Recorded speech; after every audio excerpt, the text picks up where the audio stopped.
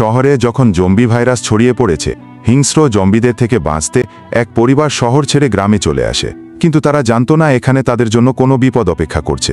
Hello সবাইকে, আমি শুভ। শুরু করছি আজকের মুভি দ্য আউটসাইড। মুভির শুরুতেই একটি পরিবারকে দেখানো হয়। পরিবারের মধ্যে রয়েছে ফ্রান্সিস এবং আইরিস, সাথে তাদের দুই ছেলে সন্তান। বড় ছেলের নাম জোসুয়া আর ছোট ছেলের নাম লুকাস। তারা একটি গাড়িতে করে গ্রামের বাড়ি যাচ্ছে। তাদের গাড়ির মধ্যে রক্তের ছাপ লেগে আছে। আসলে সারা দেশে জম্বি ভাইরাস ছড়িয়ে পড়ায় বেশিরভাগ মানুষই জম্বি হয়ে গেছে। শহরের পরিস্থিতি খারাপ হওয়ার কারণে ফ্রান্সিস কোনো মতে তার পরিবারকে বাঁচিয়ে গ্রামে চলে আসে। সে তাদের পুরনো ফার্ম হাউসে পৌঁছেছে, এই আশায় যে তার পরিবার নিয়ে তারা ভালোভাবে এখানে থাকতে পারবে। ফ্রান্সিস তার বাবা মাকে ডাকতে থাকে। এরপরে সে তার বাবার ঘরে গিয়ে এসে দেখতে পায় তার বাবা মরে পড়ে আছে। তার হাতে একটা বন্দুক ছিল। সে নিজেকে গুলি মেরে আত্মহত্যা করেছে। ফ্রান্সিস তখন বুঝতে পারে তার বাবাও জম্বি ভাইরাসে ইনফেক্টেড হয়ে গিয়েছিল এবং জম্বি হওয়ার আগেই সে নিজেকে শেষ করে দিয়েছে। ফ্রান্সিস সেখান থেকে বন্দুকটি নিয়ে নেয়, সাথে তার বাবার হাতে পরা ঘড়িটিও। ঘরের বাইরে যেতে সে কারো আওয়াজ শুনতে পায়। ফ্রান্সিস পাশে তাকিয়ে দেখতে পায় তার মা বিভৎস চেহারা নিয়ে শুধু সরি বলছে আর তার মাথা টুকছে। এমনকি তার শরীরও অর্ধেক কাটা কাটা অবস্থায় ছিল। অর্ধেক শরীর নিয়েই সে ফ্রান্সিসকে অ্যাটাক করতে আসে এবং তাকে কামড়ে দেওয়ার আগেই ফ্রান্সিস তাকে গুলি করে দেয়। সে তার বাবা মায়ের লাশ মাটি চাপা দিয়ে দেয় এবং সে বুঝতে পারে এই গ্রামেও ভাইরাস ছড়িয়ে পড়েছে, তাই তাকে আরও সাবধান থাকতে হবে। তারা এখন থেকে এই গ্রামেই থাকবে। আমরা দেখতে পাই ফ্রান্সিস ও তার স্ত্রী আইরিশ একজন আরেকজনের উপর বিরক্ত। তাদের মাঝে হয়তো সিক্রেট কিছু আছে, আর সিনেমা দেখতে দেখতে আমরা তাও জেনে যাব। এরপর তার বড় ছেলে তার কাছে এসে বলে তাদের স্টোর রুম ঘুরে দেখা উচিত, সেখানে হয়তো প্রয়োজনীয় কোনো জিনিসপত্র তারা পেতে পারে।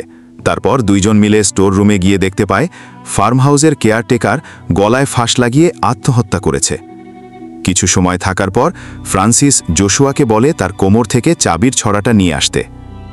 জোশুয়া ভয়ে সামনে গিয়ে চাবির ছড়া ছাড়িয়ে নেওয়ার জন্য জোরে টান দেওয়ার কারণে কেয়ারটেকারের লাশটি তার উপর এসে পড়ে, যার কারণে সে প্রচণ্ড ভয় পেয়ে যায়। সে বাইরে গিয়ে সবকিছু পরিষ্কার করার সময় এখানে আইরিশ তাকে এই অবস্থায় দেখে ফ্রান্সিসকে জিজ্ঞাসা করে তার ছেলের সাথে কি হয়েছে। সে তাকে বলে তেমন কিছুই না, একটা লাশ তার ওপরে গিয়ে পড়েছে। আইরিশ তাকে জানায় সে যেন জোশুয়াকে দিয়ে এরকম কাজ না করায়। ফ্রান্সিস তাকে বলে এখানে থাকতে হলে সবকিছুই শিখতে হবে, নয়তো বেশিক্ষণ টিকে থাকা যাবে না। এসব বলার পর সে তার ছোট ছেলে লুকাসকে একটি আখের টুকরা খেতে দেয়। ছেলের খাওয়া দেখে সেও বেশ খুশি হয়েছিল। এখানে আমরা বুঝতে পারি ফ্রান্সিস বড় ছেলের থেকে ছোট ছেলেকে বেশি কেয়ার করছে। তারপর আইরিশ ফ্রান্সিসকে নিয়ে বেসমেন্টের একটা রুমে যায়। এই রুমটি দেখা মাত্রই ফ্রান্সিস কিছুটা ঘাবড়ে যায়।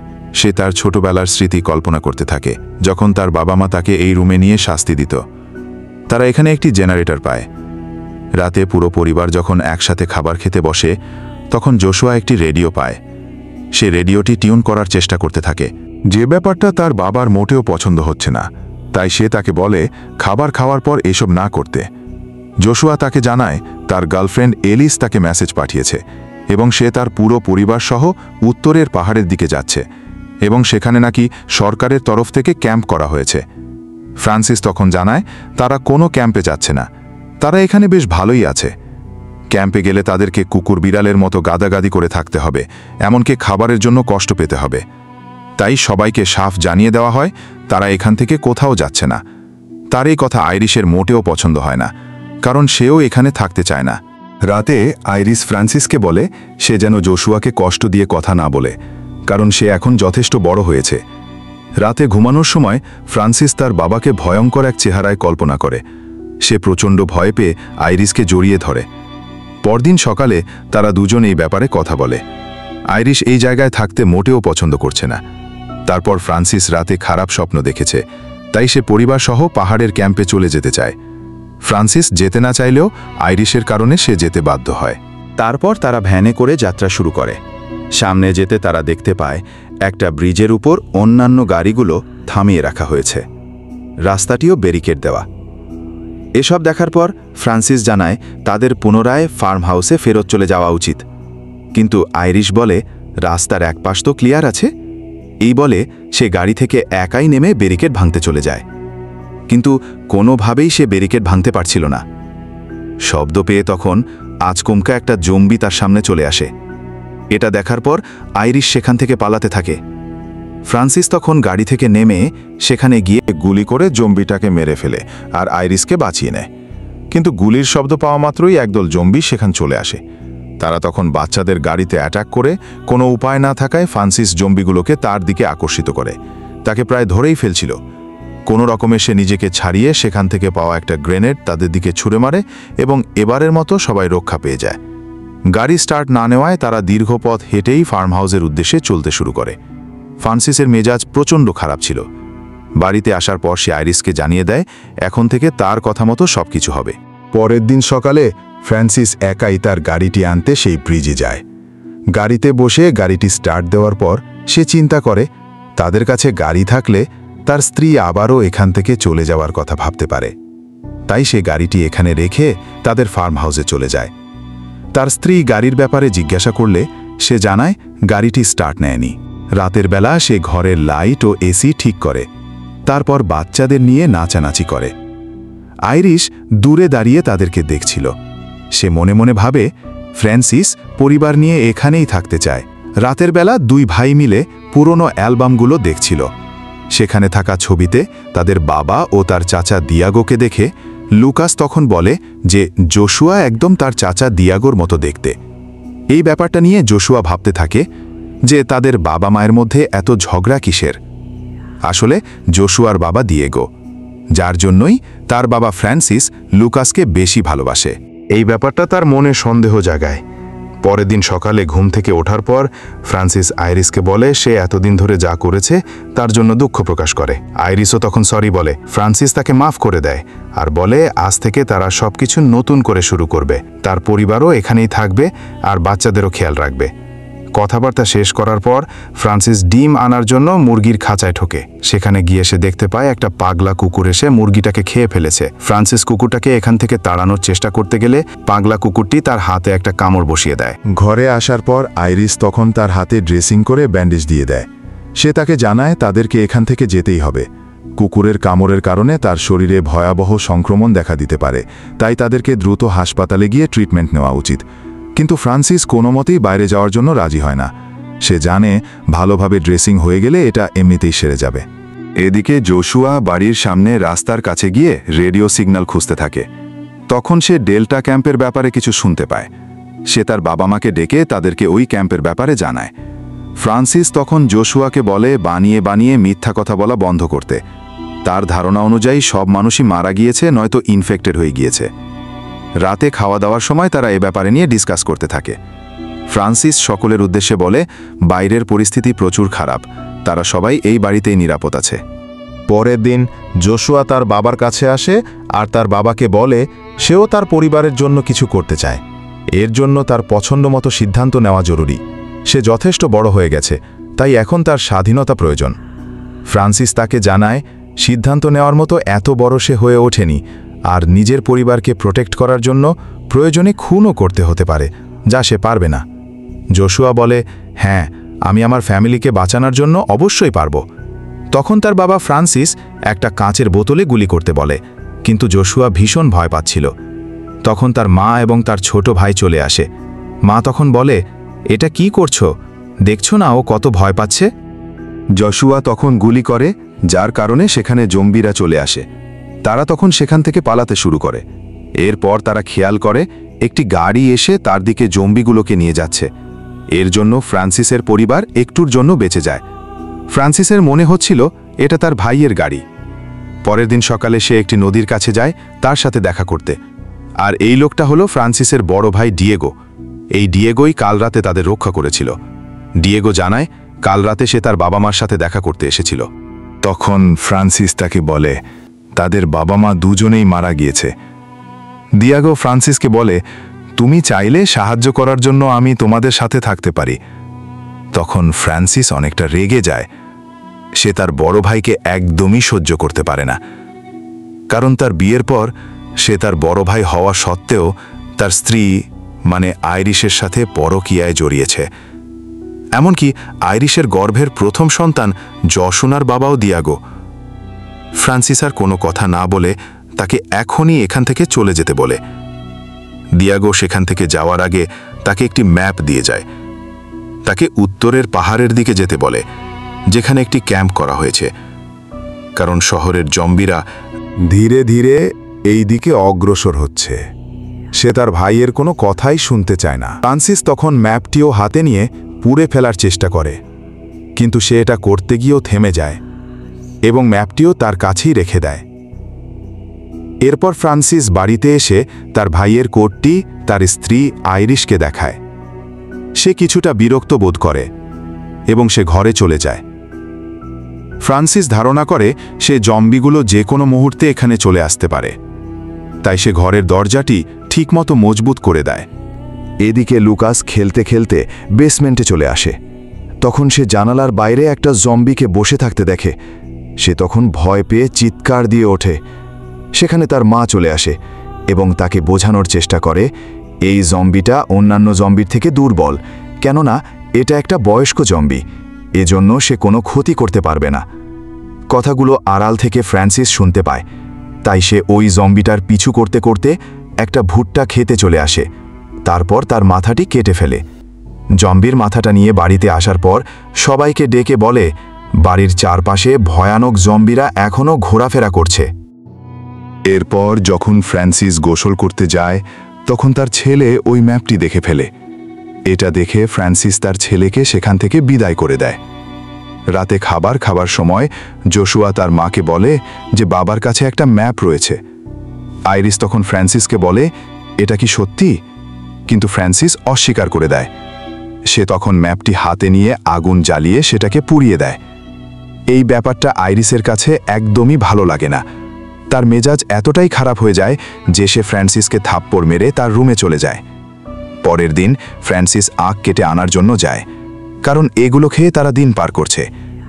আইরিস তখন বাচ্চাদের কাছে গিয়ে তাদের সাথে কথা বলে, আর আমরা বুঝতে পারি যে বাচ্চারা মায়ের কাছে ভালো থাকে, কেননা তাদের বাবা ফ্রান্সিস ধীরে ধীরে মানসিক সক্ষমতা হারিয়ে ফেলছে এবং সাথে অদ্ভুত আচরণ করা শুরু করে দিয়েছে।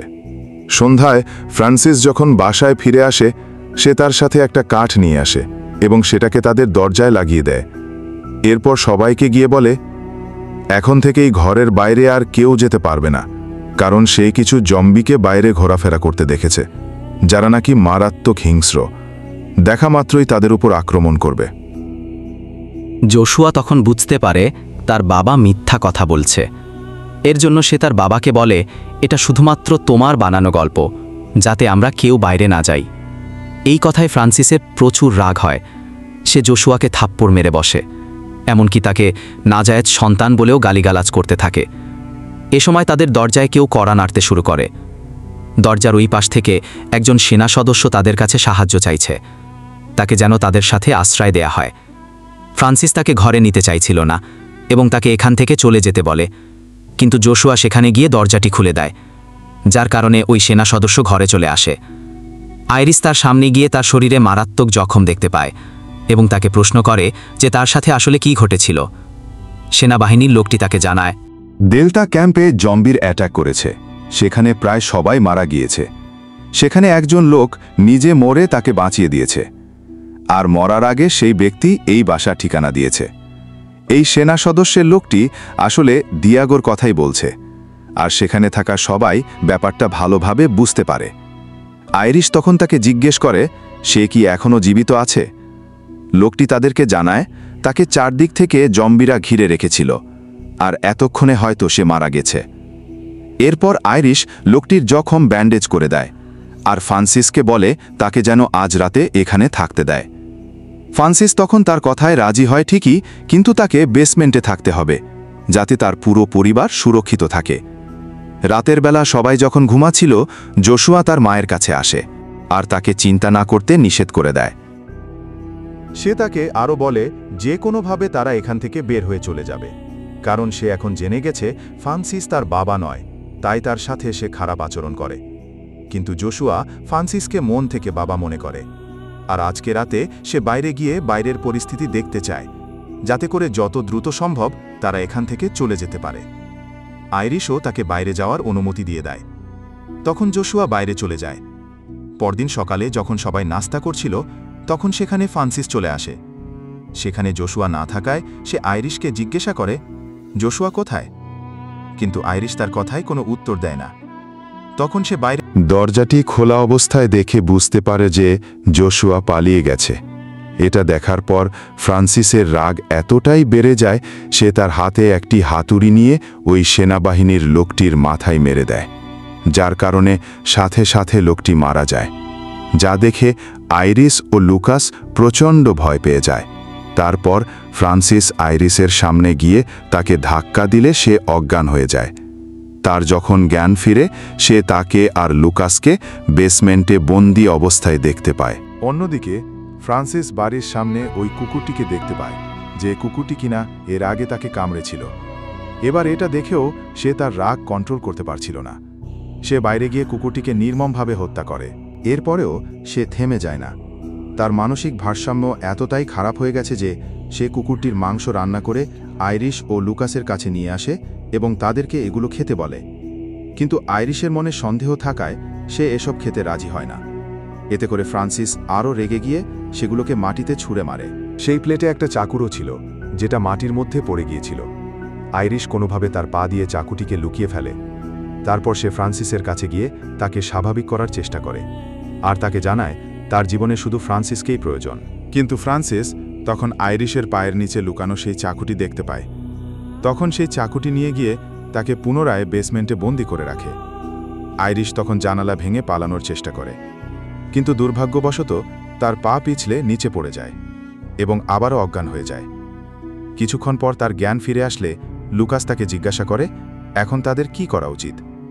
আর আইরিশ তখন লুকাসকে অভিনয় করতে শিখিয়ে দেয়। তার কথা মতো লুকাস জোরে জোরে চিল্লাতে শুরু করে। লুকাসের আওয়াজ শোনার পর ফ্রান্সিস দ্রুত এখানে চলে আসে। এই সময় সুযোগ বুঝে আইরিশ তার উপরে অ্যাটাক করে বসে। ফ্রান্সিসকে ঘায়েল করার পর তারা তাকে বেসমেন্টে লক করে রাখে। যখন আইরিশ তার বাবার পুরনো ডায়েরিটা পড়ে, জানতে পারে যে সে একজন সিরিয়াল কিলার, তখন সে তার অতীতের জীবনের ভয়ঙ্কর কিছু মুহূর্ত কল্পনা করতে থাকে, যখন তার বাবা তাকে এই বেসমেন্টে টর্চার করত। এরপর আইরিশ প্রয়োজনীয় জিনিসপত্র নিয়ে এখান থেকে পালানোর চেষ্টা করে। তখন সে সামনে ডিয়াগোকে দেখতে পায়, যে কিনা বর্তমানে হিংস্র জম্বি হয়ে গিয়েছে। দ্রুত তার ছেলেকে নিয়ে ঘরের ভেতরে গিয়ে দরজা আটকানোর চেষ্টা করলে ততক্ষণে দিয়েগো ভেতরে চলে আসে। সে লুকাসের উপর অ্যাটাক করে। ছেলেকে বাঁচাতে আইরিশ তাকে আটকানোর চেষ্টা করলে জম্বিটা আইরিশের উপর অ্যাটাক করে। তখন সে নিজেকে বাঁচানোর আপ্রাণ চেষ্টা করে। নিশ্চয়ই শুনুন, ফ্রান্সিস তখন বেসমেন্ট থেকে তাদের আওয়াজ শুনতে পায়। সে বুঝতে পারে খারাপ কিছু হতে চলেছে। সে সাথে সাথে দরজা ভেঙে উপরে চলে আসে। এরপর জম্বি দিয়েগোকে চাকু দিয়ে মেরে ফেলে। এরপর ফ্রান্সিস আইরিশের কাছে গিয়ে তার কাছে জানতে চায় তার সাথে এমনটা কেন করেছে। ঠিক তখনই তাদের সামনে লুকাস এসে দাঁড়ায়। জম্বিটা লুকাসের হাতে কামড় দিয়েছিল। এটা দেখে আইরিশ ও ফ্রান্সিস একদম আতঙ্কে পড়ে যায়। ফ্রান্সিস ছেলের এই অবস্থা দেখে পুরোপুরি স্বাভাবিক হয়ে যায়। সে আইরিশকে অনুরোধ করে যে কোনো মূল্যে তার ছেলেকে সুস্থ করে তুলতে। আইরিশ কোনো উপায় না পেয়ে তার ইনফেক্টেড হাতটি কেটে ফেলে। তারপর রক্ত বন্ধ করে হাতটি ভালোভাবে ব্যান্ডেজ করে দেয়। ছেলের এই অবস্থা দেখে ফ্রান্সিস প্রচণ্ড কষ্ট পাচ্ছিল। আইরিশ ফ্রান্সিসকে বলে একটা গাড়ি নিয়ে আসতে, কারণ তাদেরকে যত তাড়াতাড়ি সম্ভব ছেলেকে নিয়ে ডাক্তারের কাছে যেতে হবে। আইরিশের কথা শুনে ফ্রান্সিস গাড়ি আনতে বের হয়ে পড়ে। তারপর সে ওই ব্রিজে চলে আসে যেখানে গাড়িটি রাখা ছিল। গাড়ির কাছে আসা মাত্রই সেখানে জোশুয়া চলে আসে। তার রক্তমাখা চেহারা ও জামাকাপড় দেখে সে ভয় পেয়ে যায়। তার মনে হতে থাকে এই তো তার মাকে মেরে ফেলেছে। তাই সে কোনো কিছু না ভেবেই তার উপর গুলি চালিয়ে দেয়। পরবর্তীতে তার সামনে গেলে সে জানতে পারে তার মা সম্পূর্ণ সুস্থ, কিন্তু তার ভাই লুকাসের অবস্থা বেশি একটা ভালো না। তাই তাকে গাড়ি নিয়ে তাড়াতাড়ি বাড়ির উদ্দেশ্যে যেতে বলে, যেখানে ফ্রান্সিস শেষবারের মতো জোশুয়াকে আদর করে দেয়। উপর দিয়ে রাগ দেখালেও ভেতর থেকে ফ্রান্সিস তার দুই ছেলেকে ভালোবাসত। আর ফ্রান্সিসের জোশুয়া চলে যাওয়ার পর অনুভব করতে পেরেছিল ফ্রান্সিস সবসময় তার পরিবারের ভালোর কথাই ভেবেছে। আইরিশের প্রতারণা আর এই বাড়িতে আসার পর তার বাবার বিভৎস চেহারার স্বপ্ন মানসিক ভারসাম্য নষ্ট করে দিয়েছিল। এসব কথা ভেবে সে সেখানে মারা যায়। জোশুয়া তখন প্রচণ্ড কষ্ট পায়। সবকিছু মেনে নিয়ে সে বাড়ির উদ্দেশ্যে রওনা হয়। আর এইদিকে আইরিশ গাড়ির জন্য অপেক্ষা করছিল। তখন সে বাইরে একটি গাড়ি আসার শব্দ শুনতে পায়। আর এই দৃশ্যটি দেখেই সিনেমাটি এখানেই শেষ হয়ে যায়। গল্পটি কেমন অবশ্যই সবাই কমেন্ট করে জানাবেন। ভিডিওটি ভালো লাগলে লাইক দিয়ে চ্যানেলটি সাবস্ক্রাইব করে দিন। ধন্যবাদ। দেখা হচ্ছে।